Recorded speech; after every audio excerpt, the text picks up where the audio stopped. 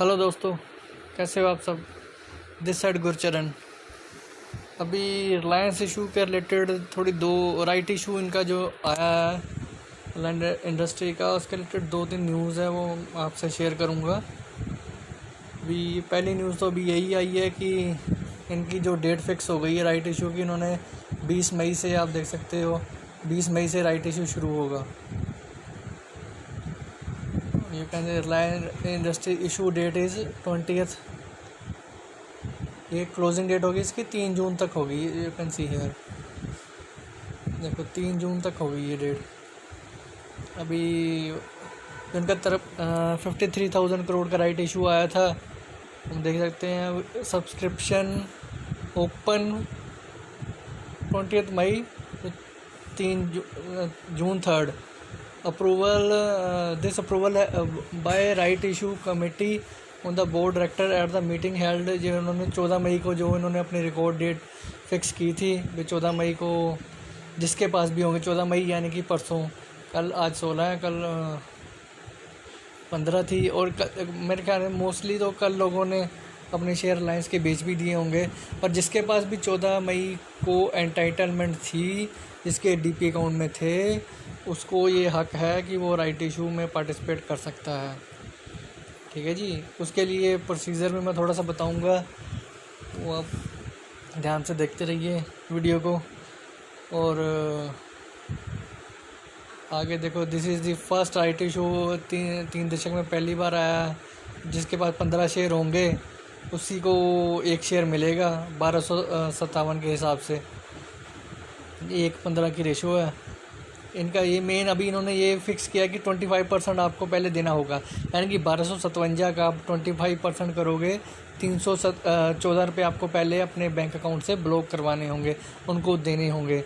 बाद का जो 942 है ये बाद में फ़िक्स करेंगे कब लेने हैं। इन्होंने कमेटी है जो इनकी, वो बोर्ड ऑफ डायरेक्टर डिसाइड करेंगे कब लेने हैं आपसे, कब करेंगे। ठीक है जी। 314 रुपये आपको पहले ब्लॉक करवाने पड़ेंगे राइट इशू के लिए। फिर रिलायंस इंडस्ट्री न्यू पिच, ये तो बाकी इनकी यही डिटेल या इसमें तो कुछ खास नहीं, बस मेन तो यही है कि इन्होंने यहाँ पे डेट फिक्स की है 20 मई से 3 जून तक की। ये 20 मई या 3 जून तक की। ठीक है जी। आगे देख लो, इसका जो है एक न्यूज़ इनकी और आई है कि ये जो है प्रेफरेंशियल ट्रीटमेंट कैसे करेंगे। मान लो मेरे पास अगर 10 शेयर हैं, तो क्या मेरे को रिलायंस इंडस्ट्री का 14 तारीख को 10 शेयर हैं, तो मैं क्या अप्लाई कर सकता हूँ। अगर मेरे पास 15 शेयर से कम हैं, तो ये भी इन्होंने क्लैरिफिकेशन दी है। अगर मेरे पास, एक तो 2 केस होंगे, अगर मेरे पास 15 शेयर से कम है। अगर दूसरा केस होगा, अगर मेरे पास 30 शेयर है मान लो, ठीक है, मेरे को 2 शेयर मिल जाएंगे। अगर 15 है तो मेरे को 1 मिल जाएगा।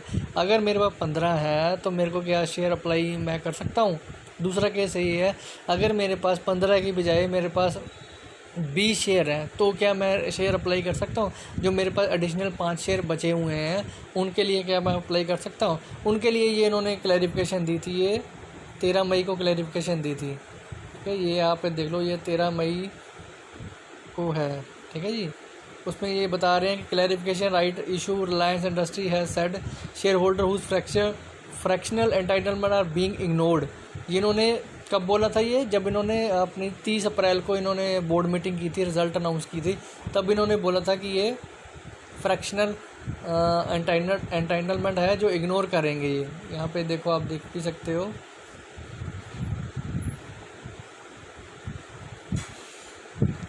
Are being ignored will be given preferential. अभी ये बोल रहे हैं कि 13 मई को उन्होंने क्लैरिफिकेशन दी है कि ये प्रेफरेंशियल कंसिड्रेशन अभी करेंगे उनको। ठीक है, जो पहले इग्नोर की गई थी, ये अभी उनको प्रेफरेंशियल कंसिड्रेशन देंगे।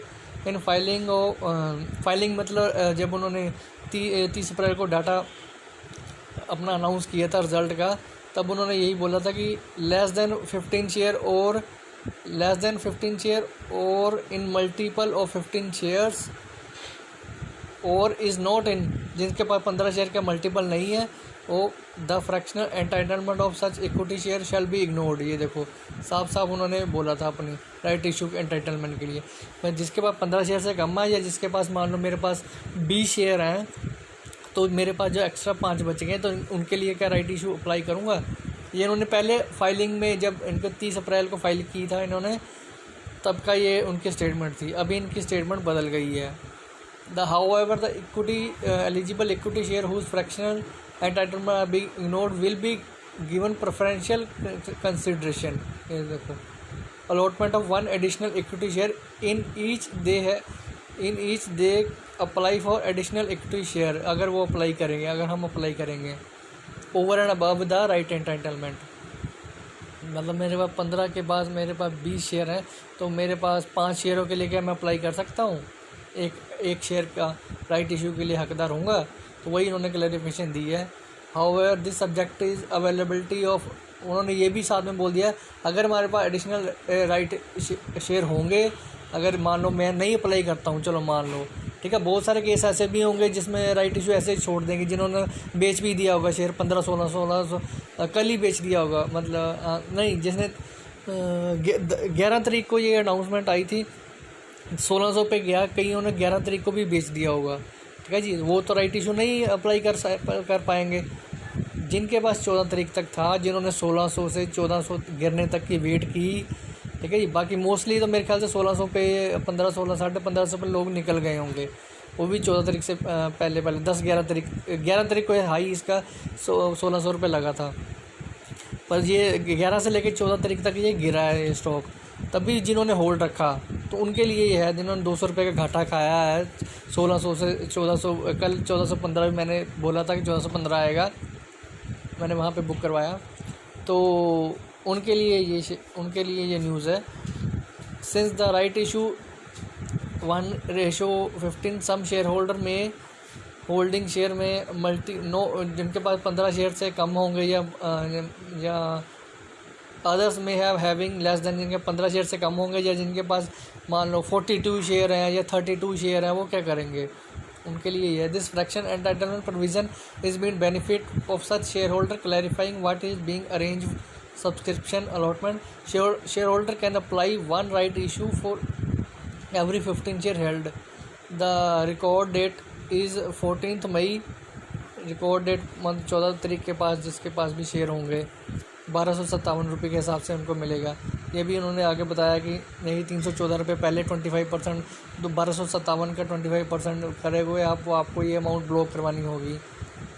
942 रुपये ये फिर वही बोल रहे हैं कि बाद में लेंगे। ये 53,125 करोड़ का इनका राइट इशू है, ठीक है जी। मेन इन्होंने यही क्लैरिफिकेशन दी है कि वो भी यहाँ पे मैंने आपको बता दिया कि उनको भी ये एंटाइटलमेंट मिलेगी।